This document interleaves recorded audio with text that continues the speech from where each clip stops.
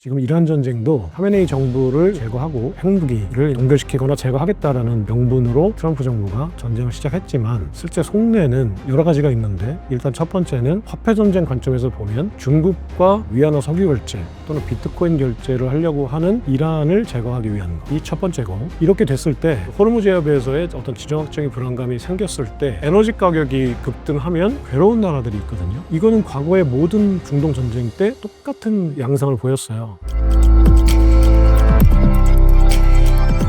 미디어 스토리텔러로 활동하면서 덕업일치의 생활을 너무 재밌게 행복하게 하고 있는 김창익 작가라고 합니다. 반갑습니다. 일단 달러 패권은 현재 상황에서는 그 페트로달러 시스템이에요. 석유를 달러로만 판다는 거거든요. 로만이 되게 중요해요. 로만. 달러 로만. 온리 달러. 원화나 위안화나 유로화로는 달러를 살 수 없는 시스템. 그러니까 석유라는 그 필수 원자재를 사기 위해서 사람들이 달러를 사게끔 만들어 놓은 거예요. 그러니까 하루에 1억 배럴의 그 석유가 전 세계에서 거래가 되니까, 그러면 1억 배럴 곱하기 지금 뭐 유가가 국제유가가 배럴당 100달러라고 하면은 100달러만큼의 달러를 사람들이 사는 거예요. 달러의 수요를 만들어서 미국이 달러를 찍어서 먹고 사는 나라가 된 거거든요. 이게 기축통화 현재 시스템이에요. 닉슨 쇼크 이후에. 근데 석유를 달러 이외의 화폐로 결제하려고 하면 미국 입장에서는 어떻겠어요? 그거는 반드시 제거해야 되는 대상이 돼요. 근데 그렇다면 왜 그러면 특정 국가는 달러 이외의 화폐로 석유를 결제하려고 할까요? 달러 패권에서 벗어나고 싶은 거예요. 내가 달러 패권에 종속돼 있는데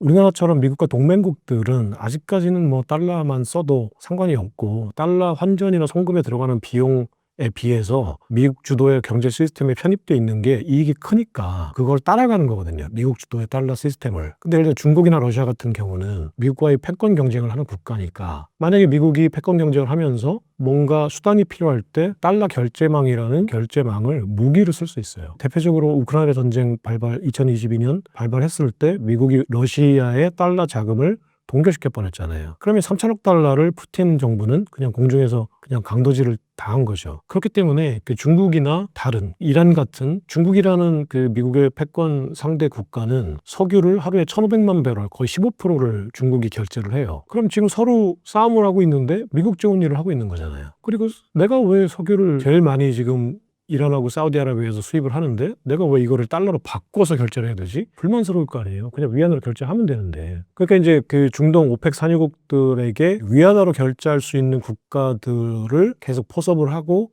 실제로 위안화로 결제를 하게끔 만드는 시스템을 짜려고 하는 거죠. 그게 이제 지속적으로 지난 10여 년 동안 이제 본격적으로 해왔던 것들이고, 근데 그거를 실제로 하려고 하는 석유 수출국들이 있을 거 아니에요. 중국이 이제 그거를 위안화로 사는 거고, 그러면은 미국은 중국을 제거하거나 그 석유 수출국들을 제거해야 달러로만 결제하겠죠. 근데 중국은 아직까지는 제거하기에는 좀 몸집이 크잖아요. 버겁죠. 미국도 그냥 맞상 그냥 저기 진짜 본격적으로 게임을 이용해서 하기에는 버거우니까 오펙에서 위안화를 받고 석유 결제를 하는 국가들을 때리는 거예요. 사실은 중국을 때리고 싶은 건데, 중국을 때리기에는 이게 이제 매치가 너무 커지니까, 싸움이 너무 커지니까, 이란이 만약에 위안화를 받고 석유를 팔면 이란을 때리고, 이라크가 위안화를 받고 석유를 팔면 이라크를 때리는 거예요. 2003년 이라크 전쟁이 사실은 화폐 전쟁이었고, 이제 그때는 독일과 중국을 찍어 누르기 위한 전쟁이었다고 보시면 돼요. 지금도 마찬가지예요. 지금 이란 전쟁도 하메네이 정부를 제거하고 핵무기를 동결시키거나 제거하겠다라는 명분으로 트럼프 정부가 전쟁을 시작했지만 실제 속내는 여러 가지가 있는데, 일단 첫 번째는 화폐 전쟁 관점에서 보면 중국과 위안화 석유 결제 또는 비트코인 결제를 하려고 하는 이란을 제거하기 위한 것, 이 첫 번째고, 이렇게 됐을 때 호르무즈 해협에서의 어떤 지정학적인 불안감이 생겼을 때 에너지 가격이 급등하면 괴로운 나라들이 있거든요. 이거는 과거의 모든 중동 전쟁 때 똑같은 양상을 보였어요. 그러니까 석유값이 60달러에서 100달러, 120달러, 180달러가 막 되면 석유를 수입해서 공장을 돌리고 철강, 조선, 해운, 자동차, 기계, 항공 이런 제조업 강국으로 먹고 살았던 나라들은 유가가 올라가면 생산 단가가 올라가니까 글로벌 시장 경쟁력이 떨어지잖아요. 그럼 중국산 비행기를 살 거고, 아니면 뭐 인도산 비행기를 살 거고, 인도산 자동차를 살 거고, 이제 독일 BMW 벤츠를 사다가 갑자기 독일 BMW 벤츠가 생산 단가가 2배가 되면, 지금 예를 들어서 제네시스 지금 6천만 원이고 520D가 말해서 7천만 원이다. 근데 갑자기 BMW 520D가 갑자기 1억 2천만 원 가격표를 타고 나왔다. 아무도 안 사죠. 제조업은 완전히 망가지는 거거든요. 그러니까 이런 전쟁 이후에 지금 유가 상승으로 인해서 제조업이 가장 심각하게 망가지고 있고 망가질 것이라고 예측되는 나라가 독일이에요. 중국도 마찬가지고 한국도 마찬가지고. 반도체 하는데도 공장 돌리는데 전기 들어가고 전기 만드는데 석유 들어가니까 에너지 가격이 올라가면 한국, 대만, 중국, 일본, 독일, 프랑스가 괴로워요. 특히 유럽에서는 독일이 괴로워요. 왜 그러냐면은 독일하고 프랑스가 유럽권 내에 가장 대표적인 제조업 강국인데 프랑스는 굉장히 현실주의적인 에너지 정책을 폈거든요. 프랑스, 영국, 독일이 주도적으로 탄소 제로 경제 프레임을 만들어 왔어요. 그러니까 탄소 제로 경제의 어떤 룰과 기술을 만들어서 전 세계에 이제 친환경 에너지 관련된 제품들은 유럽이 표준과 기술과 제품을 주도하자는 전략이었어요. 그렇게 하려고 탈원전하면서 이제 풍력, 태양광 이런 걸로 이제 발전을 하다 보니까 이거 에너지 가격이 올라가는 거예요. 자기들도. 그게 이제 그 중국이나 예를 들어서 한국이나 이런 나라들이 사줘야 되는데 중국은 자기네 국산화 해가지고 자기네 거 싼 거 쓰고 있고 한국이나 미국이나 지금 일본 같은 국가들은 생각만큼 그렇게 친환경 에너지를 이제 전환하지 않았고 그러니까 자기들만 지금 생산 단가 올라가서 에너지 가격이 자기들만 올라가 있는 거야. 그러니까 프랑스는 약사 빨라가지고 바로 75% 원전 비중이었는데 그 52%까지 낮추겠다는 계획을 잡았다가 이거 에너지 가격이 올라가네? 우리가 이렇게 했다가는 제조 단가가 올라갈 텐데 루이비통 비싸게 더 비싸지는 거고 프랑스도 은근히 제조업체들이 많거든요. 이게 안 되겠다 싶어가지고 바로 탈원전 포기했어요. 마크롱 대통령이 우리는 다시 원전을 회귀한다. 이거를 빨리 발표했어요. 그래서 이제 원전으로 에너지 가격을 낮춘 거예요. 독일은 한 가지 믿는 구석이 있었어요. 러시아로부터 천연가스, 석유를 노르트 스트림이라는 직송유관, 그러니까 러시아 산유지로부터 석유 생산지로부터 독일 현장까지 발트해 밑에 해저 송유관을 묻어서 우크라이나 같은 중간의 국가들을 경유하지 않고 러시아와 독일을 다이렉트로 직접 연결하는 송유관을 연결해서 독일로부터 대량의 천연가스를 굉장히 헐값에 사들였어요. 에너지 가격의 안정이 전제가 되니까 독일은 그렇다면 우리는 프랑스도 포기한 친환경 에너지 기술을 지멘스 주도로 개발해서 전 세계가 친환경 에너지 발전의 어떤 제품, 발전기는 독일 제품을 쓰게 하겠다라는 생각으로 이거 괜찮은데? 라는 생각으로 이제 계속 줄기차게 친환경 에너지 정책을 펼친 거예요.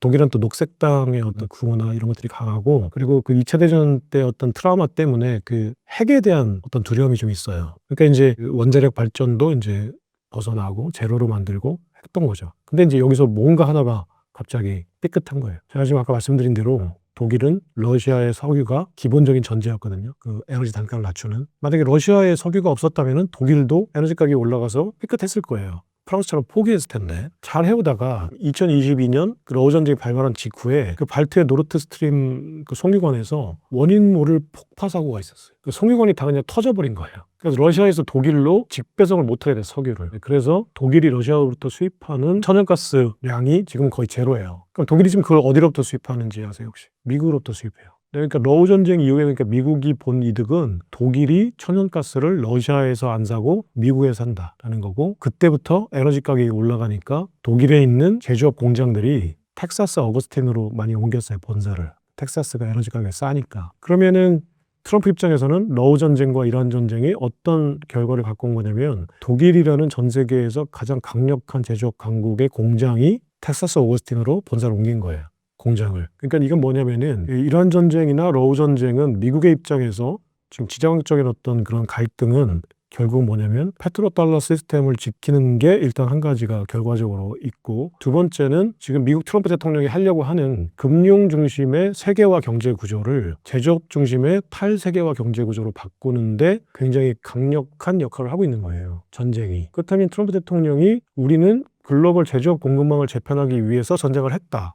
또는 페트로달러 결제 시스템을 옹호하기 위해서 전쟁을 했다. 이런 얘기는 안 하지만 이라크 전쟁이나 이란 전쟁의 결과가 동일한 결과를 계속 낳고 있다고 보면 트럼프 행정부는 이 전쟁의 결과를 시뮬레이션 분명히 했을 거고 이 결과를 알았을 텐데 그렇다면 이 결과도 미국 지금 트럼프 행정부가 의회의 동의 없이도 전쟁을 일으킨 목적일 수 있다는 거죠. 그렇게 얘기하지는 않지만. 그리고 오히려 반대로 생각하면 이게 더 큰 목적일 수도 있어요. 아니면 지금 뭐 이란에 무슨 핵 제거하고 뭐 하메니 추출하는 게 중요한 일이긴 한데 그다지 뭐 거기 핵 있으면 누가 괴로워요?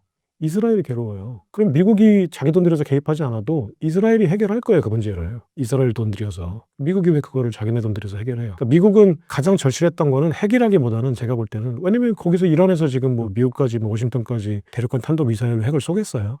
쏘면 이스라엘로 쏘지. 사우디아라비아나. 사우디아라비아하고 이스라엘이 알아서 지들 돈 들여가지고 할 거예요. 그걸 왜 트럼프가 자기 돈 들여가지고 그렇게 그 돈 아끼려고 하는. 그러니까 결국은 그러면 미국의 이득은 뭐냐. 석유를 이란 전쟁 이후에는 역시나 달러로만 사는 추세가 더 강해졌다. 두 번째는 독일의 공장이 미국으로 옮겨가고 있다. 프랑스의 공장도 미국으로 옮겨가고 있다. 중국의 공장도 미국으로 옮겨야 된다. 한국의 공장도 미국으로 옮겨야 된다. 왜냐면 미국이 석유값이 가장 싸기 때문에. 생각보다 길어지는 건지 아니면 의도적으로 장기화시키는 건지는 모르겠으나 이게 의도했던 의도하지 않았던 장기화되고 있는 지금 현재 상황이 트럼프 행정부의 입장에서는 낫배드라는 거예요. 그다지 나쁘지 않다. 가만히 보니까 이거 유가 올라가면은 뭐 우리가 괴로운 게 아니라 물론 이제 트럼프 입장에서도 중간 선거라는 게 있어요. 미국이 물론 이제 자국 내에서 석유도 생산하고 이중 가격제를 써서 미국 내에서 에너지 가격이 이제 글로벌 가격에 비해서는 상대적으로 낮지만 그래도 과거보다 높게 되니까 그래서 이제 그게 4달러라는 마지노선이 있거든요. 미국은 그게 온스당인가 배럴당 석유 휘발유 가격이 4달러가 되면 선거에서 진다는 어떤 불문율 같은 게 있어요. 인플레이션 때문에. 근데 지금 4달러를 넘어섰다가 뭐 지금 조금 안정된 걸 알고 있는데 트럼프 입장에서도 이게 너무 장기화될 경우에는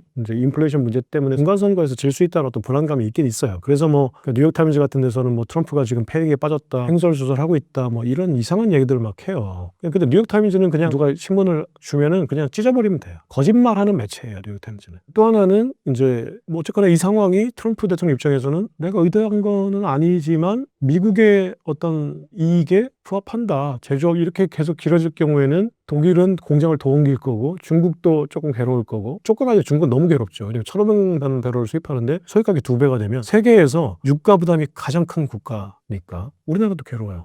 근데 가만히 보니까 이거 내가 지금 하려고 했던 것하고 딱 맞아 떨어지는데 그러니까 이제 쿠슈너나 뭐 예를 들어서 펜스 부통령이나 협상 대상으로 보낼 때 제가 생각할 때는 그냥 트럼프가 이렇게 문자 보냈을 것 같다는 거예요. 다른 데서 얘기를 얼핏 농담 삼아서 했었는데 문자 보내면서 살살해. 너무 그렇게 종전하려고 애쓰지 마. 요구에 맞지 않으면 우리가 그거 굳이 들어줘야겠어? 그러니까 두바이 들려서 쇼핑 좀 하고 골프 좀 치다 와. 살살하고 와. 뭐 이랬을 것 같아요. 그 대표적인 나라가 그동안 역사가 상상할 수 없었던 한 가지 일이 벌어질 수도 있는 상황이다라고 생각하는데 그건 뭐냐면 미국이 사우디아라비아를 폭격하는 거예요. 원래 이라크 전쟁과 이란 전쟁은 둘 다 시아파 중심의 미국의 적성 국가들이었어요. 친중 국가들이었고.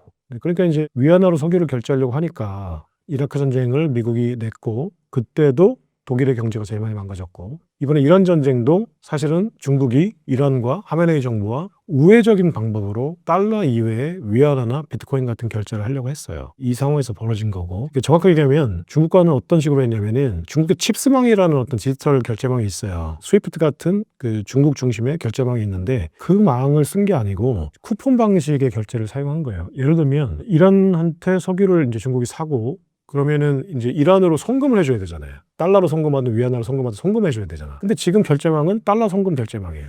근데 지금 중국은 그걸 쓰기 싫은 거야. 근데 칩스망도 안 쓰고. 그럼 어떻게 했냐? 송금을 안 해요. 쿠폰을 받는 거예요. 골륜은행이라는 은행이 있는데 쿨륜은행, 그러니까 그 중국 발음으로 하면 쿨륜은행이 있어요. 그 골륜산이라는 산이 있는데 그게 우리나라로 얘기하면 백두산 같은 산이에요. 중국에 어떤 신성한 산으로 이제 알려져 있는. 근데 중국에는 골륜산, 쿨륜산이 있는데 쿨륜은행이라는 은행이 있어요. 그러니까 중국이 이란으로부터 석유를 수입하면 쿨륜은행 계좌에 돈을 입금해줘요. 근데 이게 이란으로 송금되진 않아요. 그냥 중국 내에 머물러 있는 거예요. 그 돈이. 그러니까 미국의 입장에서는 이게 송금이 안 됐으니까 그 첩보망에 안 걸리는 거죠. 그래놓고 나서 이란이 중국으로부터 인프라 투자를 받거나 이제 중국의 생필품을 수입할 때 이란도 중국으로 송금을 안 해요. 이 쿨륜은행에 있는 계좌에서 돈을 삭감하는 거예요. 수입한 만큼. 그러니까 아무런 송금이 안 됐는데 서로 거래를 하고 있었던 거예요. 이런 방식으로. 이런 방식으로 독일하고 프랑스하고 이란도 결제를 하고 있었어요. 달러를 안 쓰고 유로화로. 이건 이제 인스텍스라는 결제망이었어요. 똑같은 방식이에요. 그러니까 프랑스하고 독일 은행에 있는 계좌에 돈을 예치해 놓고 이란이 차감하면서 독일 자동차, 프랑스 루이비통을 사들인 거죠. 이런 방식으로 결제를 했었어요. 근데 이걸 이제 미국의 어떤 그 첩보망에 걸리니까 이란 전쟁이 발발했어요. 네, 그런 식으로 발발한 거고 그렇다면 차기에 지금 이제 그런 국가를 다 이제 어떤 식으로든지 간에 밟았잖아요. 이란 밟았고 이라크 전에 밟았고 그렇다면 지금 현재 남은 건 뭐냐? 중국이 앞으로 대량의 석유를 위안화로 결제하고 싶을 때 어디랑 협상할까? 베네수엘라도 지금 날라갔잖아요. 그 위안화로 석유 결제하려고 했다가 사우디아라비아밖에 안 남았어요 지금. 근데 그러면 무슨 소리야? 사우디아라비아는 친미 국가고 전략적으로 페트로달러의 가장 중심 상대인데 어떻게 사우디아라비아가 미국을 등지고 위안화 석유 결제를 시도할까라고 생각하잖아요. 첫 번째는 미국이 사우디아라비아 석유를 더 이상 수입하지 않아요. 그 얘기는 미국이 사우디아라비아를 전략적으로 페트로달러 시스템에 편입했을 때 사우디아라비아의 안보 우산이 돼주겠다고 약속했었기 때문이거든요. 그러니까 이란과 이스라엘로부터 내가 사우디아라비아를 지켜줄 테니까 너 이스라엘 미사일 걱정하지 마. 이란 미사일 걱정하지 마. 내가 지켜줄게. 둘이 까불면 내가 작살내버릴게. 라고 약속을 하고 화해자를 구강하고 닉슨 대통령이 그러면 나는 석유를 앞으로 달러만 받고 팔 거야 라고 약속했던 거거든요. 근데 그때는 왜 그러냐면 미국도 사우디아라비아로부터 석유를 많이 사니까 사우디아라비아를 지켜줘야 돼요. 호르무즈 해협도 지켜야 되고. 근데 지금 미국은 석유를 수입 안 하거든요. 호르무즈 해협에서의 항행의 자유는 전적으로 달러 결제망 때문에 하는 거예요. 미국의 석유 안보, 에너지 안보는 상관이 없어요, 이제.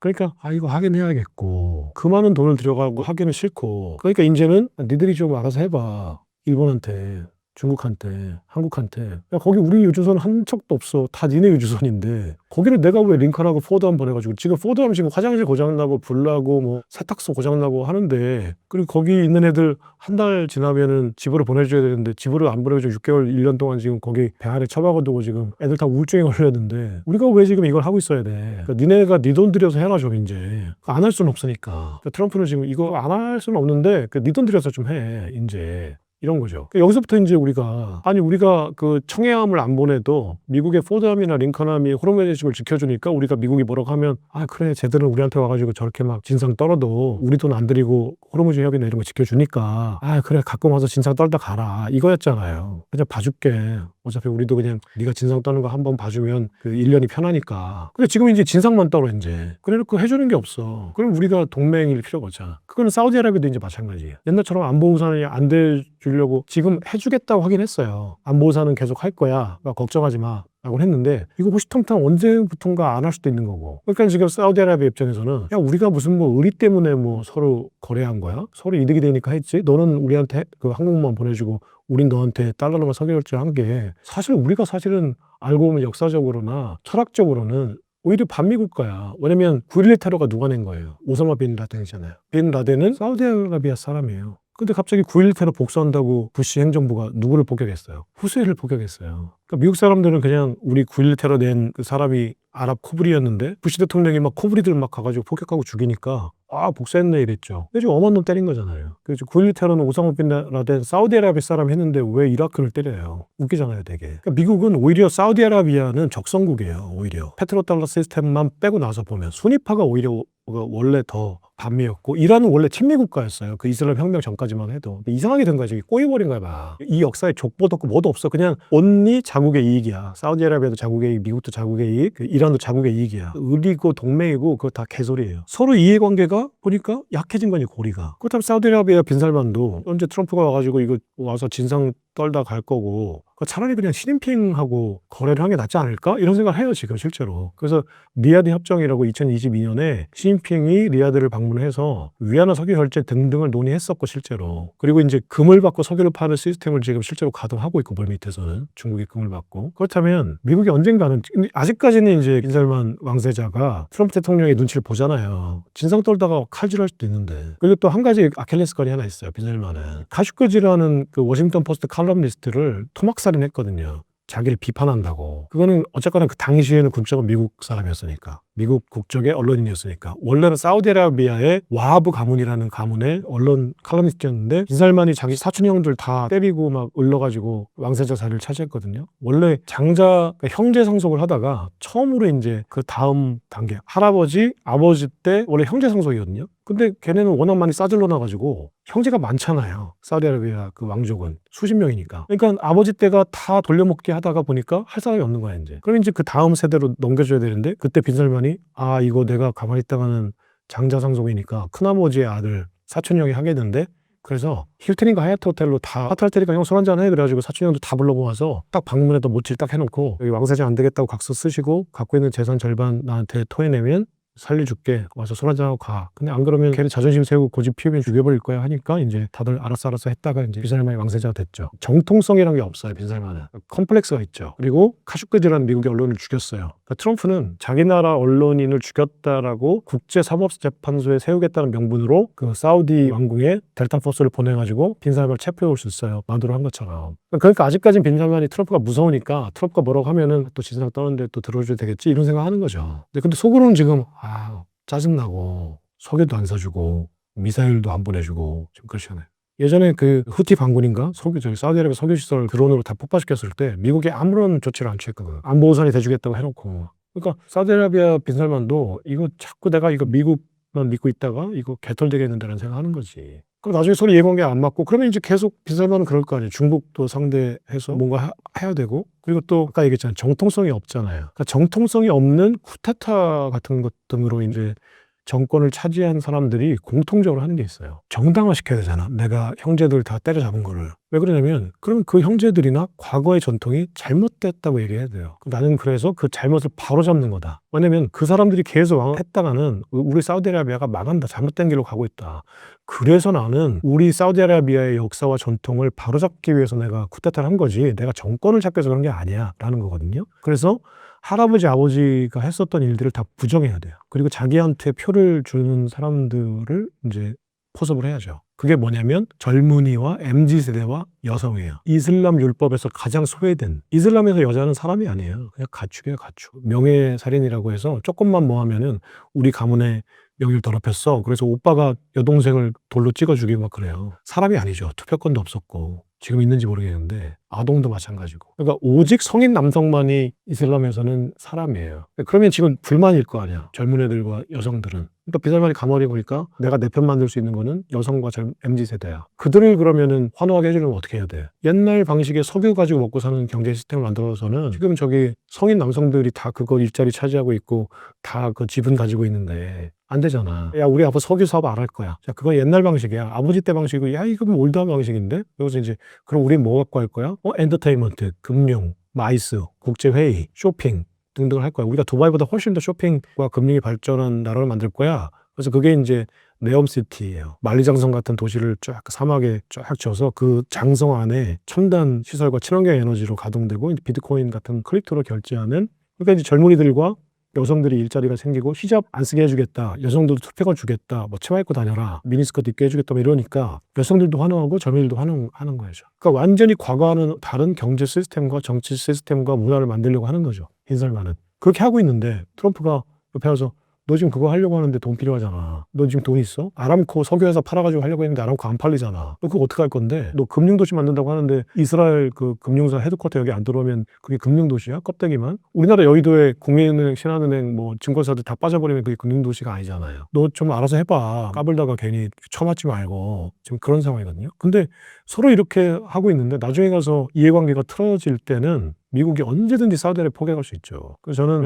이게 미국이 사우디아라비아를 폭격하는 날 잊혀졌던 세계대전이 일어나지 않을까. 왜냐면 그거는 결국 중국과 싸우는 거거든. 진짜 정면으로. 그리고 사우디아라비아는 카드가 없어지면 이제 미국은 더 이상 이제 호르무즈 해협에서 카드가 없어요. 지정학적인 불안감을 조정해서 이제 유가를 조정하고 페트로탄다 시스템을 유지하는 수단이 이제 지정학적인 불안감. 쉽게 얘기하면 전쟁이었는데 지금 이란 이라크 카드 다 썼죠. 사우디아라비아는 친미국가 카드까지 다 써버리면 이제 포커 게임은 끝나는 거예요. 거기서. 그때는 이제 완전히 정면으로 붙는 거예요. 중국과 미국은. 그럼 세계대전이죠. 저는 그래서 이런 전쟁이 다시 날 수 있냐라고 이제 질문하신다면 다시 날 수 있고 그 상대국은 사우디아라비아다라고 생각하는 거예요.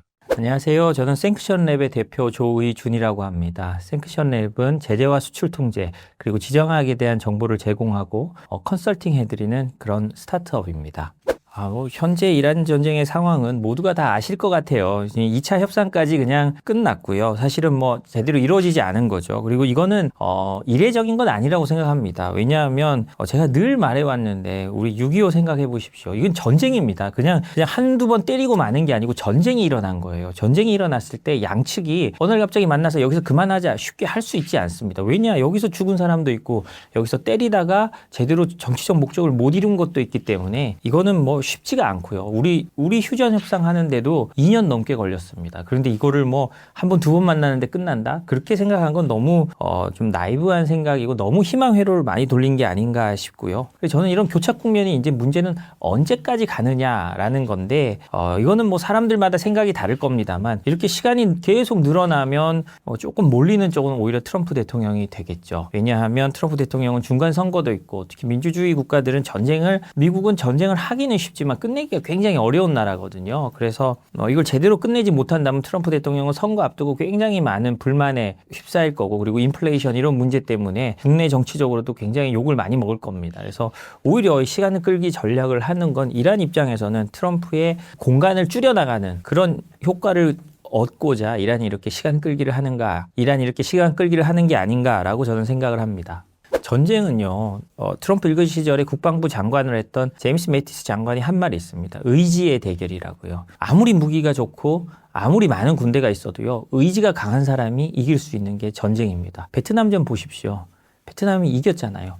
미국이 사실은 진 겁니다. 그렇게 많은 물량을 쏟아 부었지만 미국이 진 건 의지에서 베트남 사람을 꺾지 못했기 때문이거든요. 이번도 마찬가지입니다. 우크라이나 보십시오. 푸틴이 그렇게 일주일 만에 승전가를 울리고 처음에 쳐들어간 러시아 병사들은 이 개선할 때 입을 정보까지 챙겨갔다고 하잖아요. 그렇지만 이렇게 됐습니다. 왜 이렇게 됐느냐? 우크라이나가 의지가 강했기 때문이죠. 사실 이번에 쉽게 끝날 거라고 예상했던 가장 큰 거는 이란이 의지가 부족할 거라고 생각했기 때문입니다. 나라가 갈리고 개혁을 요구하는 게 굉장히 강했기 때문에 이 하메네이가 제거되면 안에서부터의 봉기가 일어나서 제거될 거라고 생각을 했지만 그 예상이 틀렸던 거죠.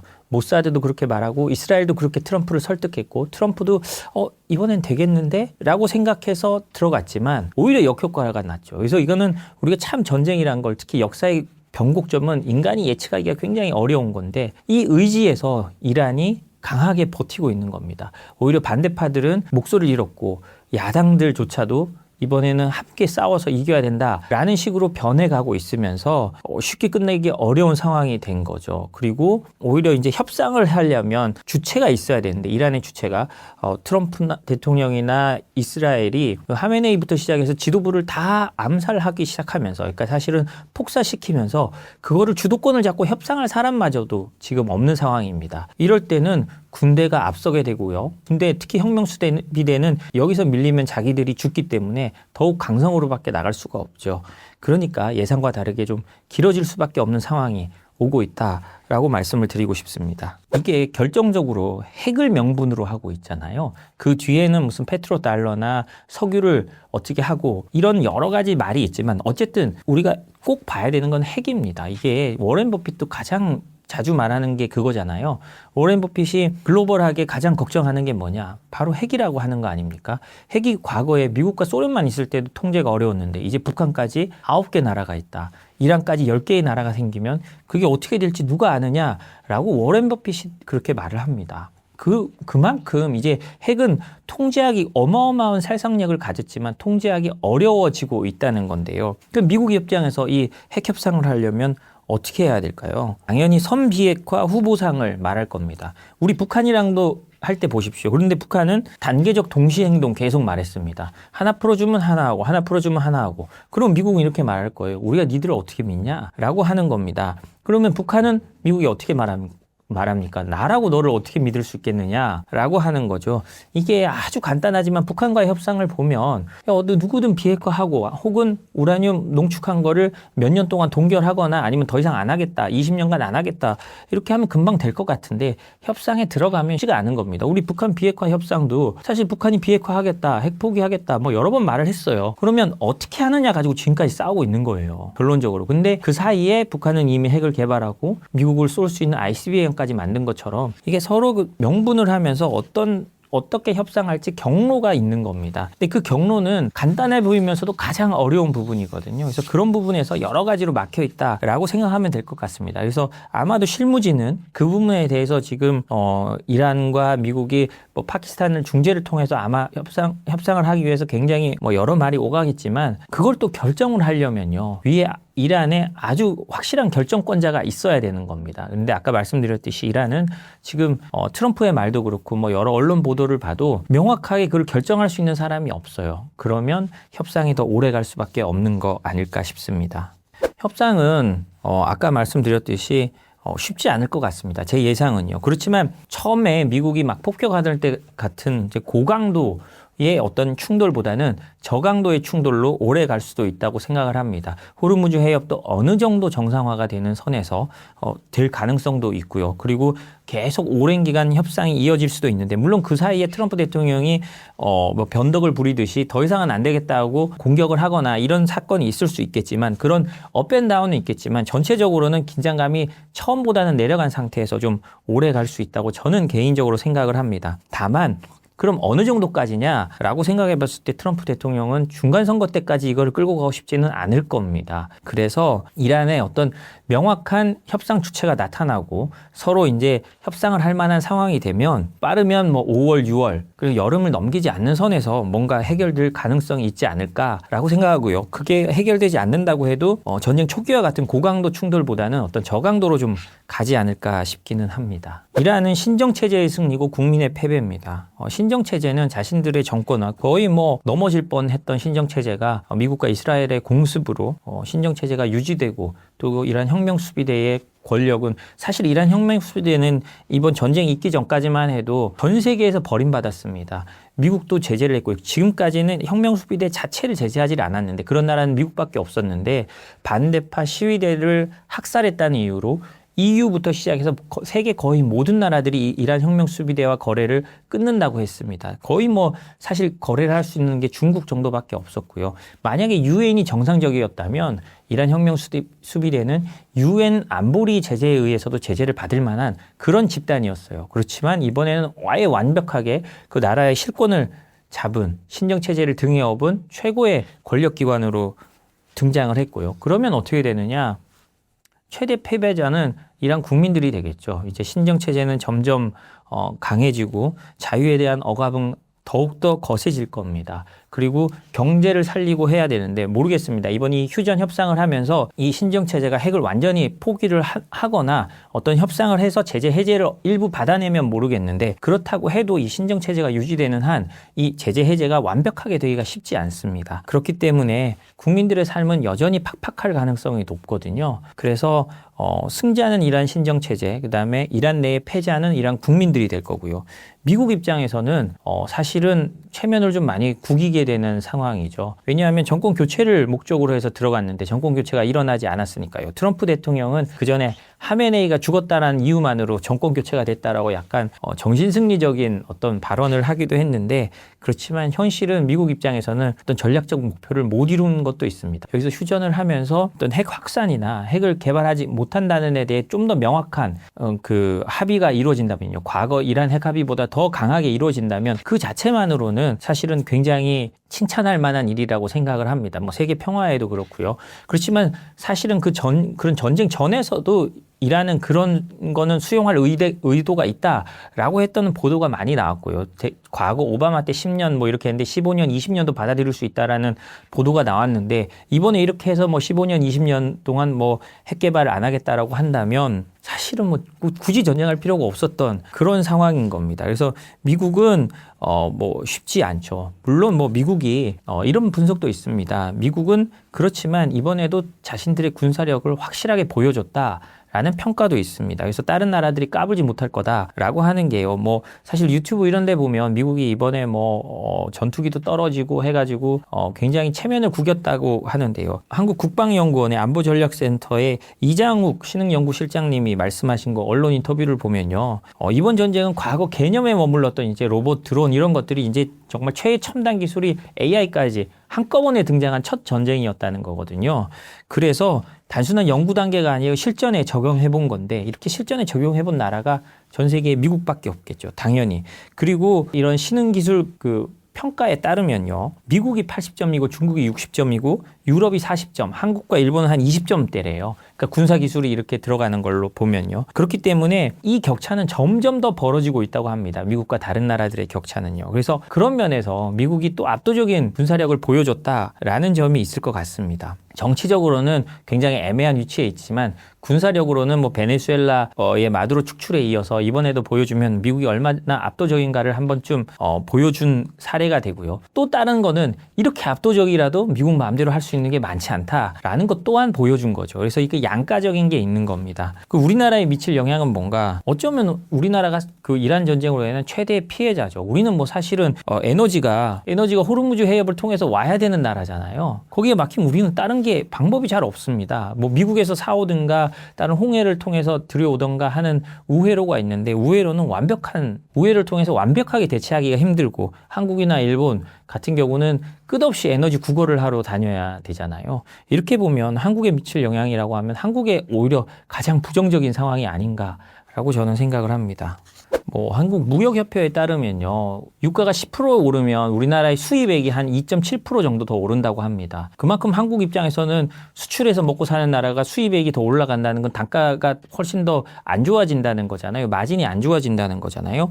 그리고 제조업 생산비도 평균 한 0.7%, 0.8% 오른다고 하니까요. 사실은 뭐 제조업이 엄청나게 수익을 내는 게 아니다 보니까 한국 입장에서는 어려워질 수밖에 없습니다. 금방 말씀드렸듯이 우리는 답이 없어요. 이거 빨리 해결이 돼야 됩니다. 물 떠놓고 비는 수밖에 없다고라도 저는 생각을 합니다. 지금 뭐 어떻게든 UAE나 이런 데서 좀 가져오는 것들이 있지만 그건 임시 방편이고요. 근본적인 건 이 문제가 해결돼야 우리나라는 정상화될 수 있습니다. 그렇다고 뭐 우리가 늘 말하듯이 에너지 뭐 다변화해야 된다. 중국산 아니면 뭐 베네수엘라도 이제 열리니까 베네수엘라에서 대규모로 가져오자.